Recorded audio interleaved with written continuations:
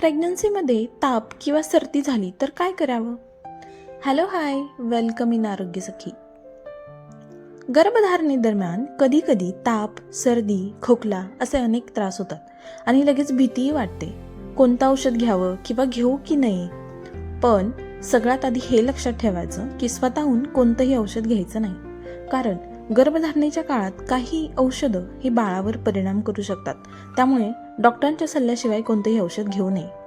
मग काय करू शकतो तर काही घरगुती उपाय नक्की ट्राय करावेत. त्यातला पहिला उपाय म्हणजे कोमट पाण्याने गार्गल करावं, म्हणजे कोमट पाण्याच्या गुळण्या कराव्या. त्यामध्ये थोडीशी हळद किंवा मीठ घालून गुळण्या केल्या तरी चालेल.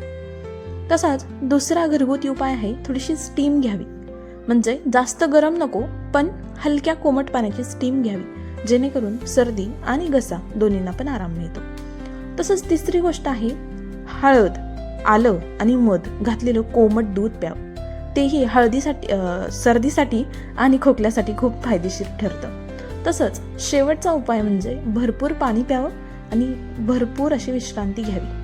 आणि हो, जर ताप 100 डिग्री फॅरेटपेक्षा जर जास्त असेल तर अंगात अशक्तपणा असेल, घशात जास्त दुखणं असेल, खोकला जास्त वाढला असेल तर ताबडतोब डॉक्टरांचा सल्ला घ्यावा.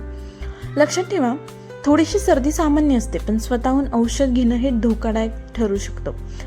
स्वतःची आणि बाळाची काळजी घ्या. व्हिडिओ आवडली असेल तर व्हिडिओला लाईक, शेअर, चॅनलला सबस्क्राईब करा. आणि हो, या टॉपिकवर एक संपूर्ण long dedicated video already uploaded आहे चॅनलवर, सो तिथे जाऊन नक्की बघा. आवडली तर लाईक करा. तुमचा अनुभव कमेंट्समध्ये मला सांगायला विसरू नका. आणि हो, पुन्हा एकदा चॅनलला सबस्क्राईब करायला विसरू नका. बाय.